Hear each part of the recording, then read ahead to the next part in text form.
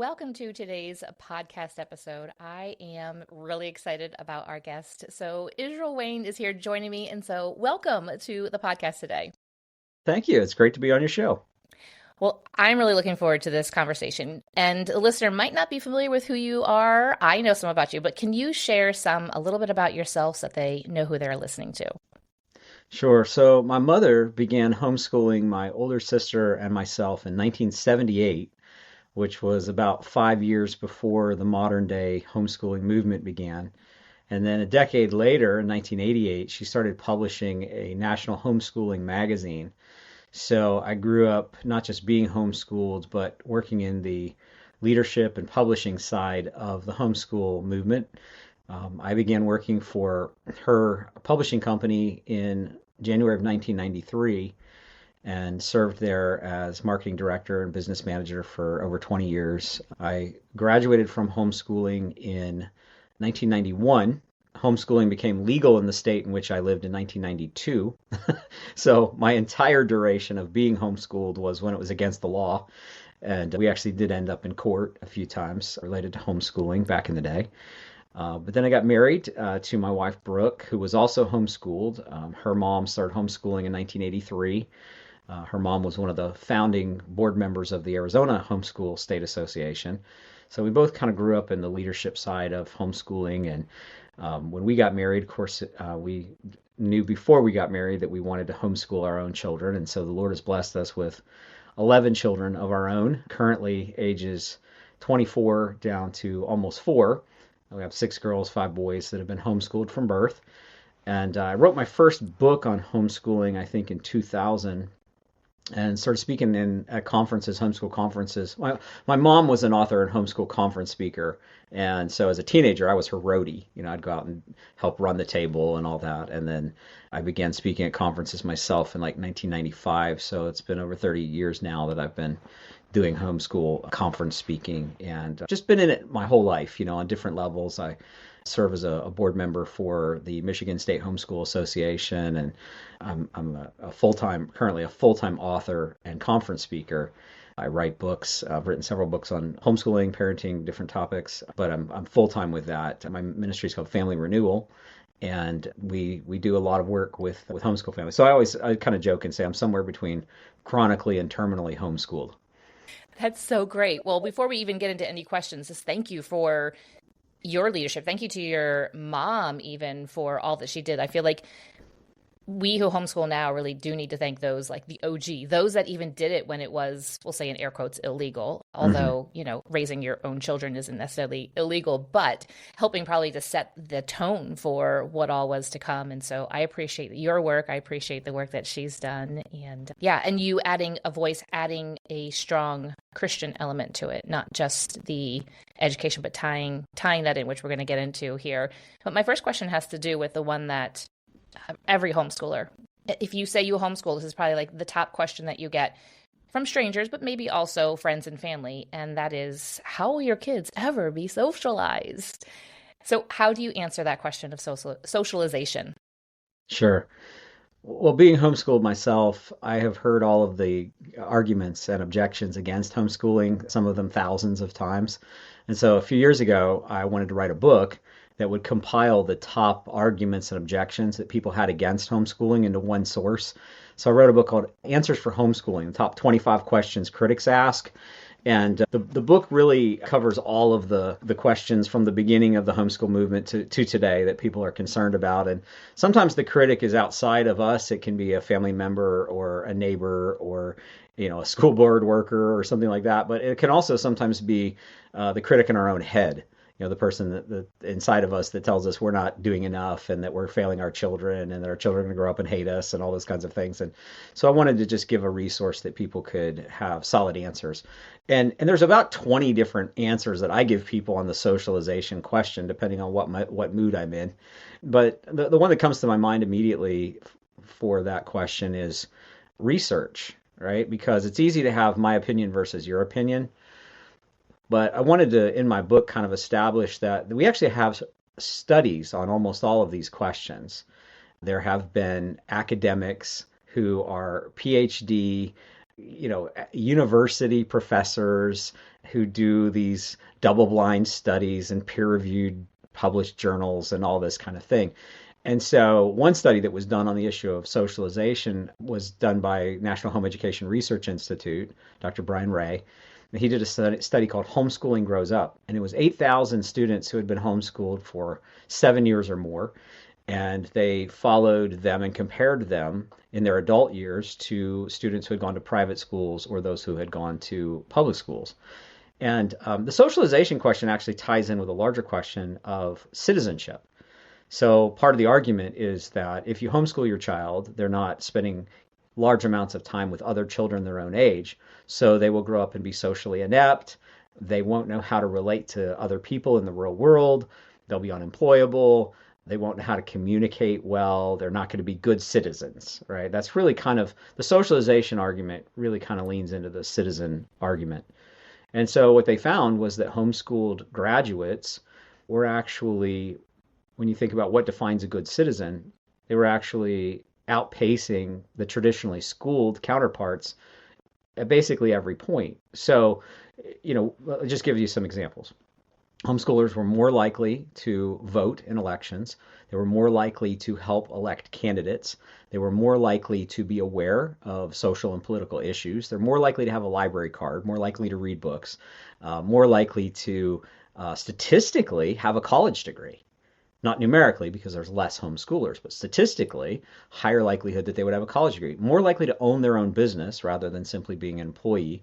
Less likely to have ever been arrested, less likely to have any kind of drug or alcohol abuse, more likely to be involved in some sort of church or religious organization, more likely to donate their time to civic causes, more likely to donate money to charitable causes, and just on and on and on, right? So when you look at all of the metrics and you ask, like, what makes somebody a good citizen who's giving back positively to their communities, homeschoolers were the most positively socially engaged of any schooling group. And it turned out that the people who were the least positively socially engaged were public schoolers. And so this idea that we have that homeschoolers are social misfits and they won't know how to relate to people in the real world is simply an a priori bias against homeschooling that is based on exactly zero facts. So that's one of the things I wanted to do with Answers for Homeschooling, the book, is to try to give people real, concrete, substantive, data-driven answers. So it's not just, well, I think you think. It's not just my opinion versus your opinion. So there are lots of arguments that can be used to support why homeschooling socialization is a better approach, where you get to actually pick and choose who your children spend time with and who their friends are than getting thrown into a random classroom of 30 to 40 students that they have nothing in common with and don't share their beliefs and values and so on and so forth. There's lots of arguments that can be made, but I just think that the results-based, research-based answer is a very compelling one. I think that evidence is really good, especially for those that are in our family or that we are connected with who are really concerned. So sometimes it is a mom wanting to pull kids out of school and dad is not sure. And so Exactly. that right then is going to work well. I have encountered, and I know we've all encountered people who are just, they get emotional about it and they have no ties to you at all.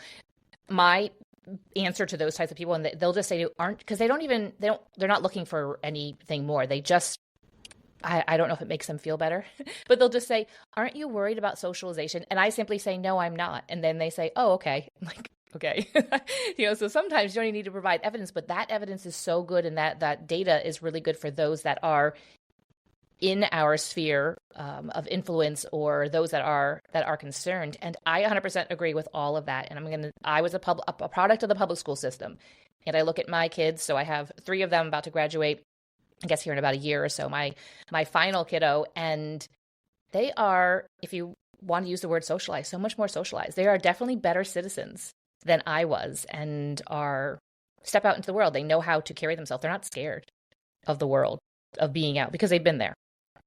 So my next question, this one's can be a hot debate here, is what is your response to the argument that children should be salt and light in the public schools? I remember encountering this when I pulled my kids out of school. And I had a friend who brought that up. I didn't really have a response, but I just knew in my heart that it wasn't that the homeschooling was going to be the better option for us. So what do you say to those that propose that they need to be in school so that they can be salt and light to others? Well, one thing that I often challenge people with is that I don't know of any denominational church mission boards who send 6 year olds overseas as missionaries. And there's a reason for that. It's because we send not just adults, but we send adults who have been pretty thoroughly vetted and trained, where they have a robust profession of faith. They have had some training. They've had some theology training, some linguistics training, some cross-cultural studies. We send people who are ready and who are mature. We don't send ill-equipped and unequipped children. I think we really need to rethink this on so many levels. If this was a new theory that had never been tried or tested before, I might feel more sympathetic toward it. But for the last 75 years, this has really been the mantra of the evangelical Christian church, that we need to send our children to be missionaries and evangelists in the public schools. If this was a thesis that worked, we would have some sort of data that says it works. And yet we don't. What we have is 3 studies, Pew Research, Lifeway, and Barna Group, independent studies that all came up with a number of 70% of evangelical churched youth raised in Christian homes walk away from the Christian faith before they graduate high school. And so you have a 70% fallout rate, and that's largely of young people who are going to government schools. And so when you look at the last 75 years, what you would expect to see if salt and light was a good theory is lots of churches being filled with young people who are getting saved at public schools, stories of revivals on church or on public school campuses. You would be expecting to see lots of non-Christian young people becoming Christians, joining the church, etc. We're not seeing that. What we're seeing is massive fallout of our own churched youth. And there are 0 studies that show any efficacy of this approach, even though it's been the approach that the church has used for 75 years.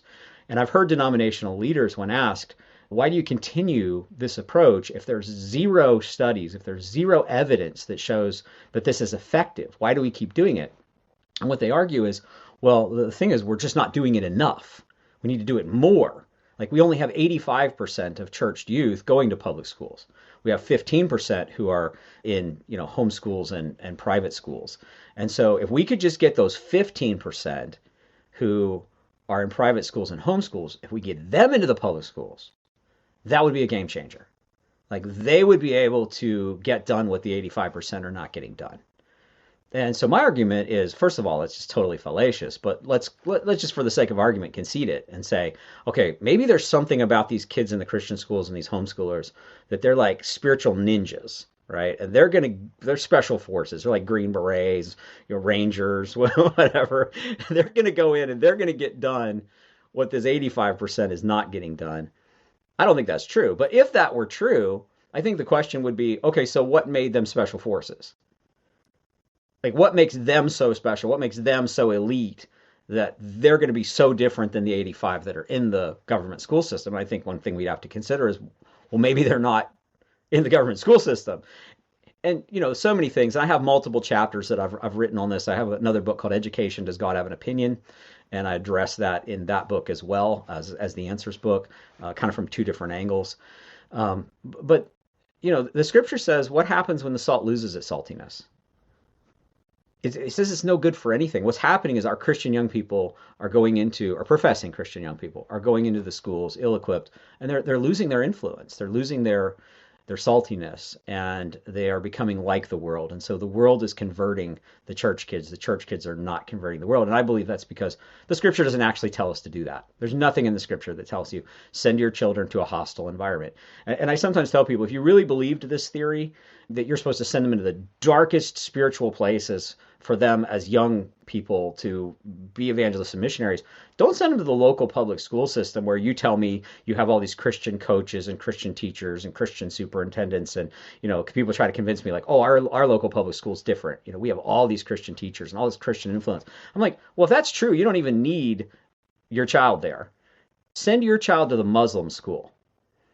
Send your 6-year-old to the Muslim school for 13 years so that they can convert the imam and all the Islamic children. And people know intuitively that that's not a good idea. And then they wouldn't do that. And I ask them, why wouldn't you do that? And they go, well, that's a false religion.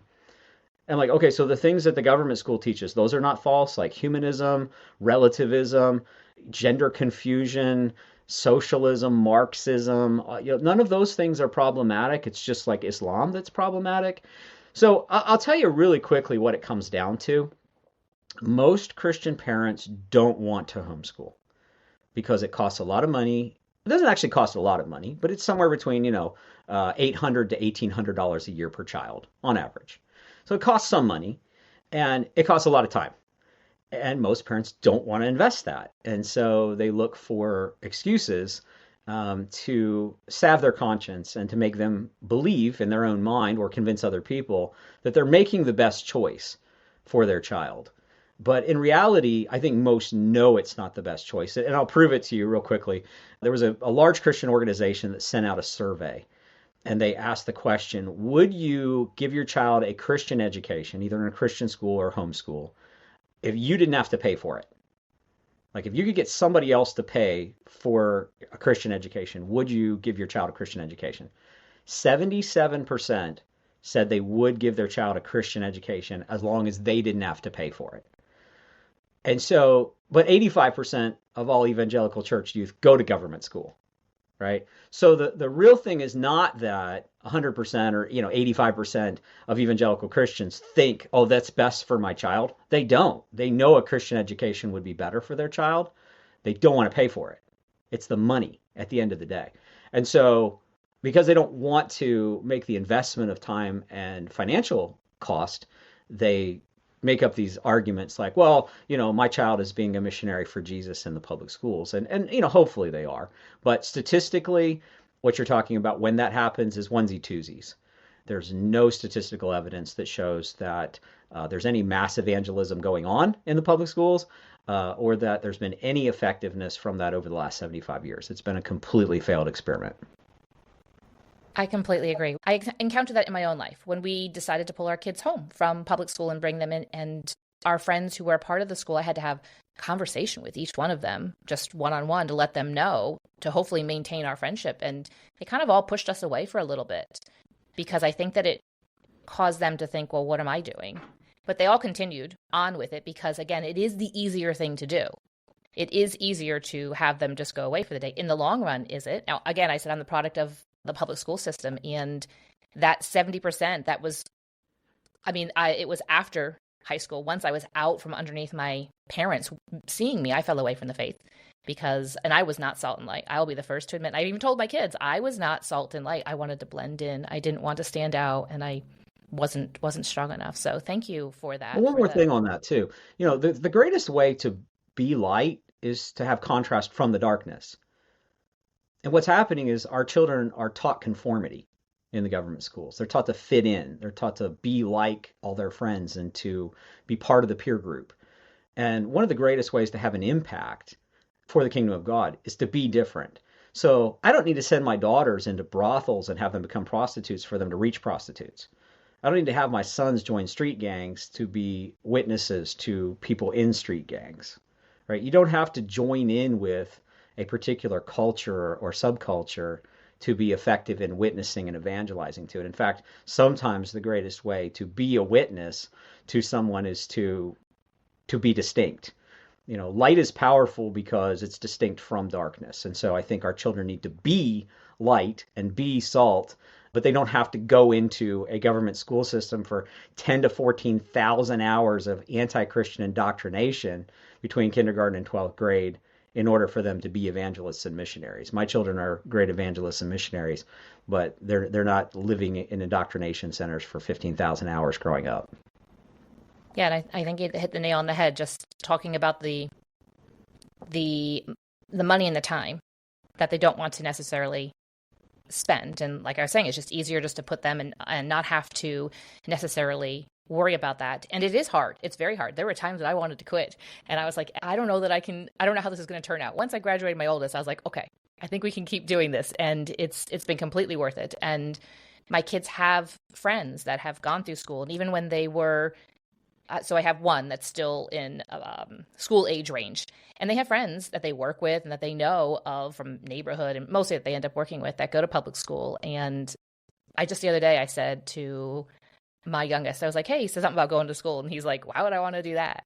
Because there was, I had put out a reel, it was on Facebook, and all the crazies came out. I have no idea how it ended up in their algorithm, but I was just like, oh my, so we had a good laugh about it. But he was just like, why would I want to go and do that? I'm getting to educated at home. I get to pursue the things that I want. Like, why would I want to be locked in a place? Anyway, that's a whole other story. But yeah, thank you. Thank you for those arguments that parents can use when they are, sometimes we can feel that we don't have the words to say. And so I'm going to link your books, and we're going to talk about that too in just a moment, so that parents can go ahead and get it. But before we finish up and round up here, I want to find out from you, since you were homeschooled and now you have homeschooled your children. So this can be from either your own homeschooling or from the time with them. But can you share a favorite memory about homeschooling? I think the favorite memory that I have is just being present with my children, having them with me physically. We have some adult children. We have some who are no longer living in the home and they're on their own. And so when we still have little ones, so we kind of have every phase. But all the old people tell you when you have little children, oh, it goes by so fast. Treasure these days. Like it's you blink and it's over, and you're like, no, it's not. Like, it's grueling and it's a long, dark tunnel right now. And so both are true. Both are true. But it is amazing how quickly they're grown up. And I think that the one thing that there's other people that can teach Latin better than we can. There's other people that can teach algebra better than we can. But nobody can be you. And no one else can give you to your child. Only you can do that. And I think that's the thing that I treasure the most. I agree with that. And that's a good encouragement, because sometimes we can feel like we're in the trenches and not know if what we're doing is making a difference.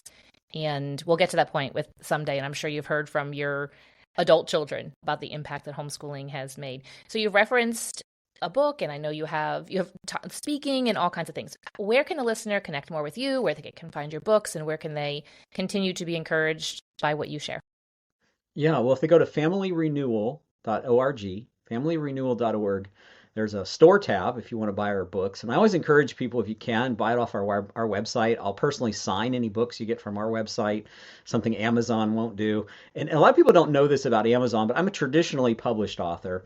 And the way it works for us is like, if you buy a $12 book on Amazon as an author, I make like 65 cents on that. And Amazon keeps most of the profits, and that's why they own the world. And so if you want to support authors that you appreciate, try to buy it either from their publisher or from a Christian retailer or from their own websites. And so we would encourage you to purchase it on our websites, and we'll thank you by signing the copies you order there. But anyway, familyrenewal.org is our ministry website. We have a lot of videos and articles on parenting, answering parenting questions. And then my speaking site is israelwayne.com. And if you go there, you can find out where I'm going to be speaking, and familyrenewal.org. You can sign up on our email list and be notified whenever I'm speaking in your area. There's a little pop-up window. We also have a podcast that's just called Family Renewal. It's free. It's on YouTube or wherever you listen to podcasts. And so we'd love to connect with you there. And then I'm on all the social media platforms. So just look up Israel Wayne or Family Renewal wherever you hang out online. And I would love to connect with you there. Perfect. I will put that link in the show notes. Thank you for that information about the authors. And because sometimes we could say, oh, I can just order from Amazon along with my dish soap and toilet paper or whatever else that I'm ordering. For sure. And it gets here in 2 days or a day. But the impact that it can make upon, and the way that it can help support authors when you go directly from their site, I think that it's worth waiting the extra couple of days. Yeah, so, thank you for that. Thank you. Yeah, thank you for that encouragement and that reminder, and hopefully that will stick into listeners' minds, and they'll kind of go forward with that with any authors. And I want to continue to encourage you and everything that you do, and I appreciate your voice in it. And this is getting to be conference season now. You and I were talking before we hit record about that, and so there's probably a lot of opportunities that parents can maybe connect and be able to listen to you at a convention. So definitely I encourage everybody to listen to that as well, but I'll drop those links in the show notes. So thank you for joining me today, Israel. Well, thank you so much. I appreciate it. Thank you for listening, friend. I'd love to connect with you more. You can find social media links in the show notes, and share this episode with a friend who could use a boost to her homeschool. See you back here real soon.